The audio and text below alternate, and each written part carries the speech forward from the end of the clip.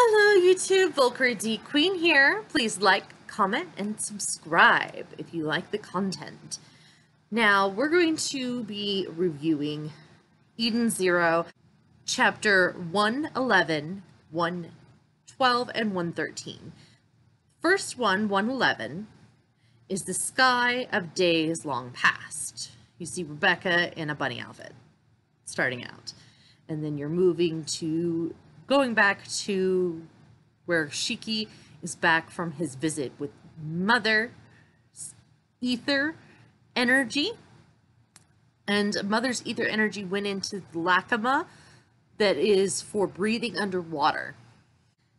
Rebecca says it's very beautiful, it glows, and it sucked up they realized that it sucked up all of Mother's ether that was in around that area.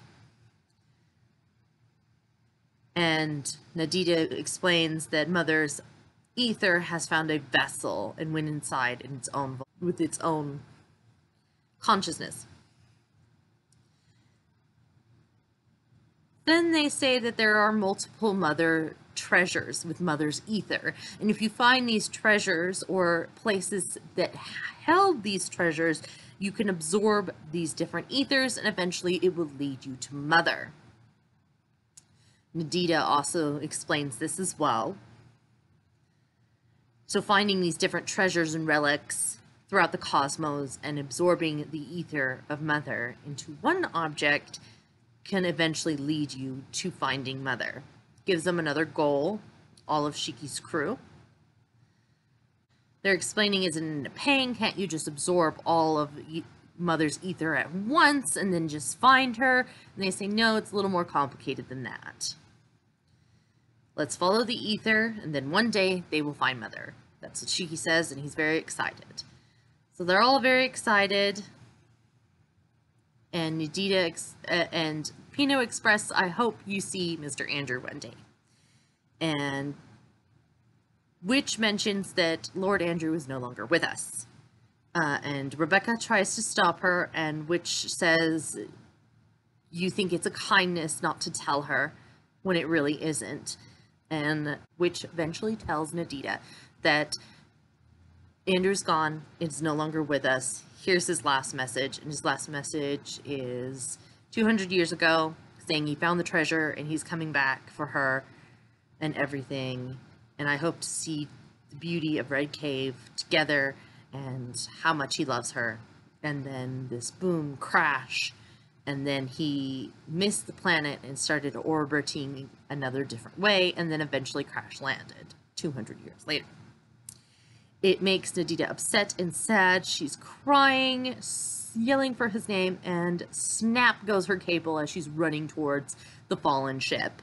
And she's so sad. It's not true. She doesn't really believe it until she sees his dead body. And she realizes that humans don't live for 200 years. And then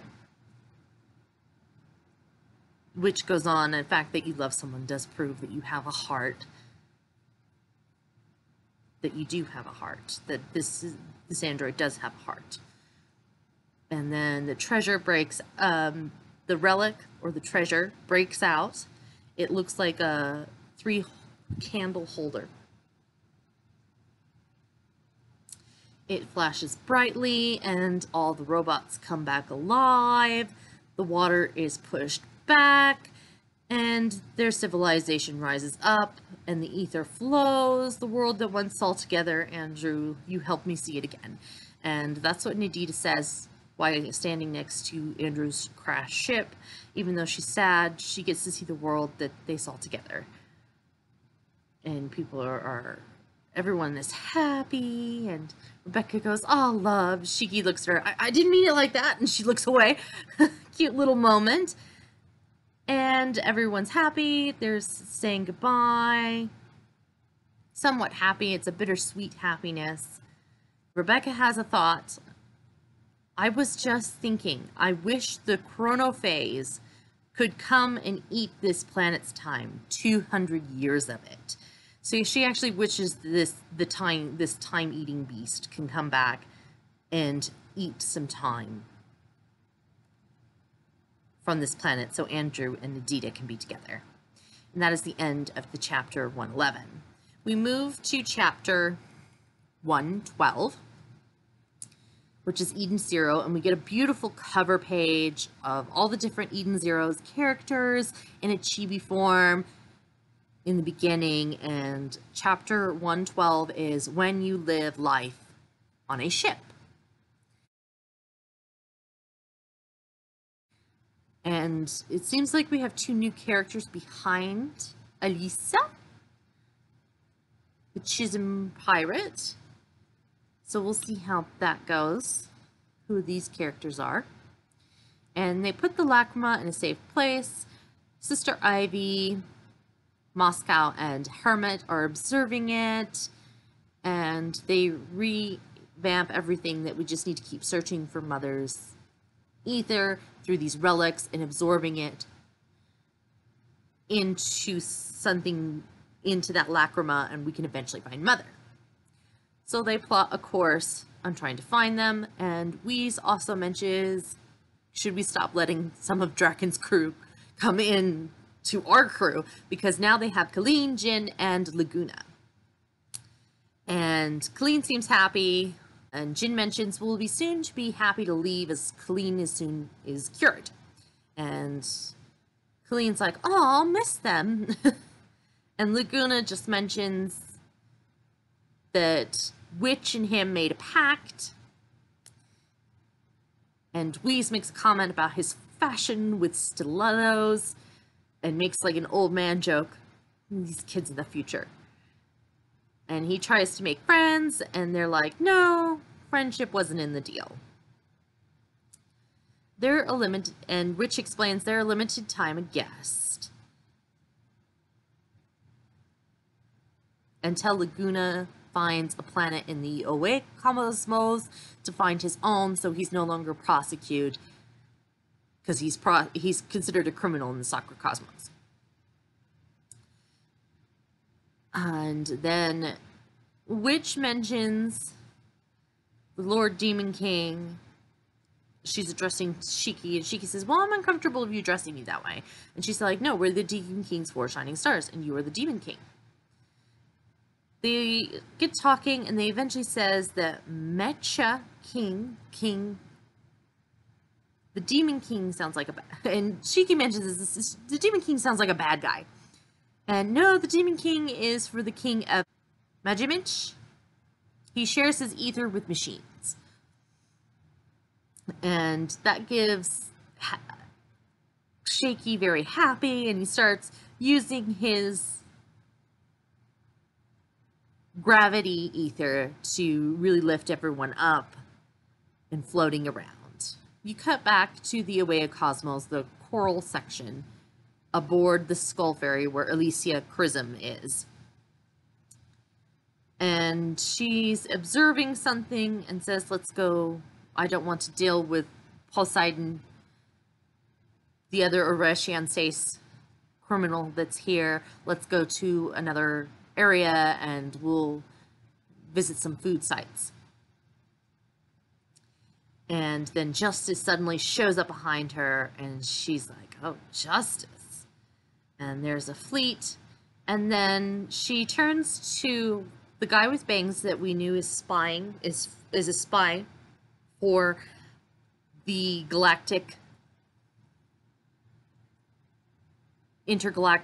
interstellar galactic spy network, like Kira is, because we saw him talking with Kira when they first recruited Hermit in Digita. And she says, drop the act. I know what you did. I know that you're a spy. And everyone's shocked. She's like, what? Why are you accusing him of that? And she's like, yeah, you have a choice now. You no longer be a spy, and you be part of our family, our crew, or I will send you back to him, to Justice. And everyone's like, oh my gosh, throw him in the brig. No, have him go overboard. Other people are suggesting that to the princess, and they're like, no worries. There was no real important information he ever gave. army anyways, and you're introduced to 2 new characters for Alicia Chrism's crew, and there are the Princess Guard, Gowen and Horogo. They look really cool in this shot.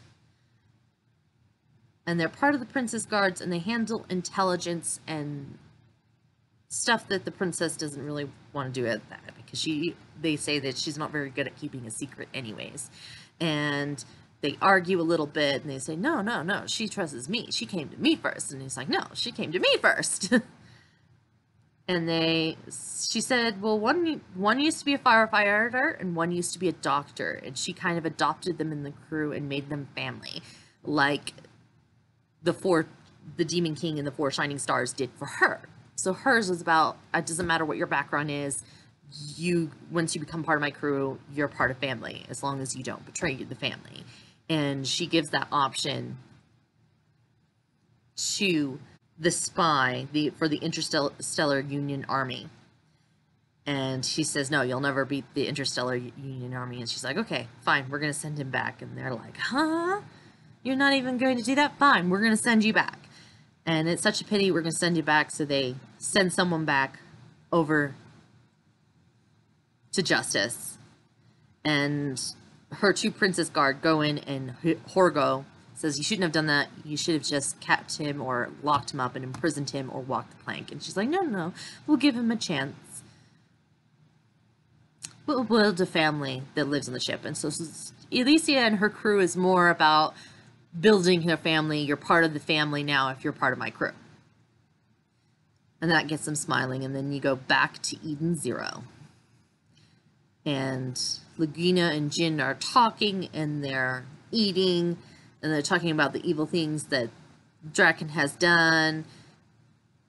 And was it really evil? No, it was just working with Draken. He didn't really kill people. He kept people alive and everything. And they're just eating. And Moscow comes by, and he serves some food, and he's like, who's this? And Colleen makes a joke. He's my brother's best buddy. And he's like, no, we're not buddies. And then we're going to the Venta planet of Foresta in the OA cosmos. They arrive at the planet, and Rebecca is looking it up on the Enet, and she's like, oh my gosh, it's the place where all these good food's from. So she's very excited to go and eat from there.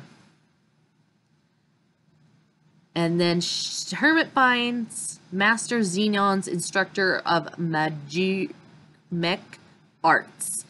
He is known as the founder of Gravity Ether Gear Tactics, and this is his home planet. Oh, so that gives him another mission to find these texts or teachings about it for Shiki, so Shiki can have more techniques in his arsenal.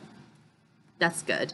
So they kind of, you cut back to the planet, you're on the planet, and you see these 3 strangers, and they're talking about Emperor Nero's side and everything. And they're introduced as Poseidon Nero's commander team, Beast, Mora, Ark, and Brittany. And they look very particular. They look like interesting characters. We're probably going to run into them in Foresta. And then we go to the next chapter of 113.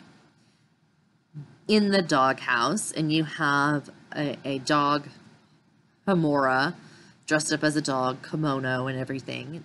It's cute.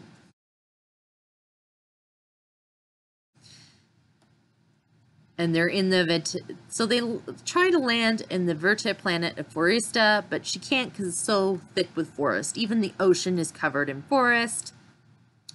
So they say you have to kind of go down there. They also mention that the connection to the internet from here is really bad, and there is no connection from it. So they go down, there's a bunch of fish swimming around throughout the forest. It looks really beautiful. I can't wait to see this in color or in the anime, because it's going to be really beautiful. And they're very fascinated by it, and she also mentions the internet. The net is no good here, and Wheeze also makes a comment, kids from the future, can't you go a day without the net? And Shiki and Homura mentioned, we don't. Yeah, but you're not a normal future kid. So you get that joke, and they come upon a city, and they say, wait, there's something not right here. And you look around, there's robots with humans on leashes. Seems like the robots really dominate here. And then you see a pile of humans on the side left to die. It is really gruesome. And then you have a cage with humans saying, please help me, please help me. And you get this interaction between two robots, and they're talking about, you know, the healthy diet of their pets, which are the humans, and everything. And even one of the robots says he got upset because one of the other human was talking to the other human while these two robots were talking, and because she talked back, he started kicking her and says, I didn't tell you to speak, you dumb human, and started kicking her. And the other robot says, why are you doing that? You gotta treat your pets right, and everything. And everyone is appalled by it. And then the other robot that was kicking the human says, bots are meant to be free, and shoots the other bot because he was questioning how he was treating his human. And the two humans try to get away, and then they hear someone coming. And so everyone on all fours. So all the humans are on fours. Homura, Wise, Rebecca, and Shiki. And Pino and Happy are not. And they're playing off as the masters to them. And he's like, oh, you got 4 humans. You don't mind if I have one. I really want this one. And you can't have her. What? And Shiki goes in and destroys the bot. And will kind of makes the bot more heavy to crash towards the ground.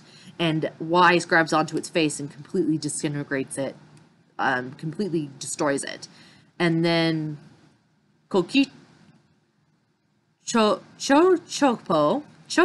the foodie bee tuber that made friends with Rebecca on Guildless, suddenly shows up and say, come with me before you get hurt.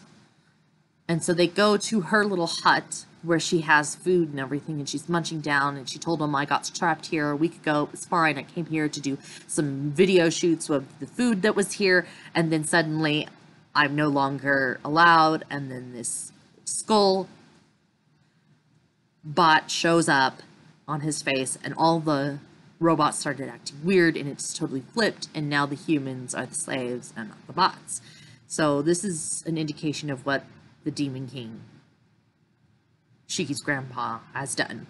And they're shocked. They ask more questions about it. He's not sure. They just show up and that. And then boom! A robot that looks like a battle droid has found them. And he's huge, and everyone's shocked. And they go into, the bot goes into attack, and Shiki goes to defend his friends. And that's the end of that chapter. I can't wait till next chapter. It's been wonderful. I hope you have a wonderful day, YouTube. Thank you very much. And like, comment, and subscribe down below. Thank you, and have a wonderful day, YouTube. Bye!